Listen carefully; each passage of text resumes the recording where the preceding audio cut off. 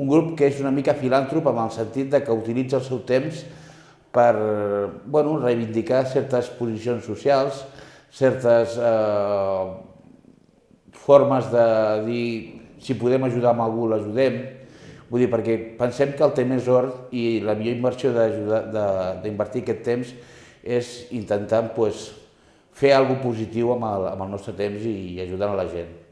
He rebut més del que he donat amb aquest grup, perquè la gent que hi ha és desinteressada, no té cap tipus d'interès a nivell diguéssim econòmic, sinó que és a nivell emocional, és a dir, les relacions són emocionals en el sentit de que, si ens podem ajudar uns als altres.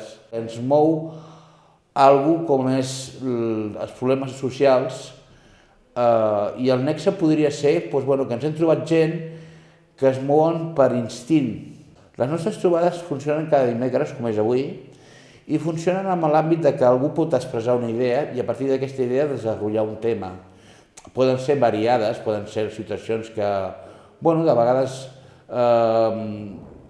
poden ser conegudes o no, i tampoc no som experts en els temes, però ens hi posem de cap, ens hi posem amb el cor i ens hi posem amb la ment. M'ha fet madurar perquè he vist coses, he vist gent que, amb la meva mateixa situació, jo he estat una persona que ha estat hospitalitzada i tal i qual, i m'ha fet madurar, m'ha fet enriquir-me, m'ha fet voler un contacte amb altra gent.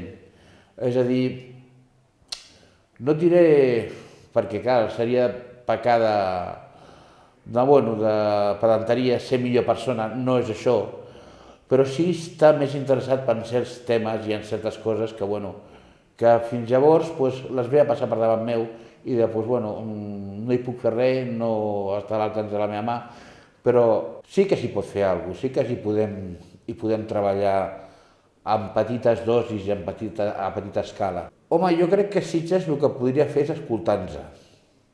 Jo crec que és important que quan hi ha un diàleg entre ambes parts, uns s'escoltin i altres parlin i viceversa. És a dir, que hi hagi una comunicació. I jo crec que és important en aquest aspecte perquè nosaltres estem disposats a escoltar-los i si ells estan disposats a parlar, per què no? Pot haver-hi un contacte entre Sitges i nosaltres. Tothom podem aportar un petit granet.